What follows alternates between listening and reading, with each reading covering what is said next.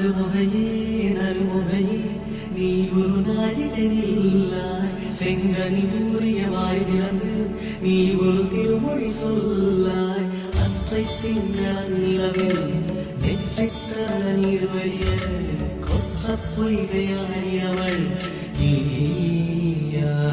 உங்களை கவர்ந்து சென்று மனம் போயினால் வெகு தூரத்தில் இல்லை. பௌர்ணமி நாளில் சந்திக்கிறேன் அப்படி சொல்லிட்டு ஜன்னல தொங்குற கயரை பிடிச்சு குதிரையில ஏறி அம்மா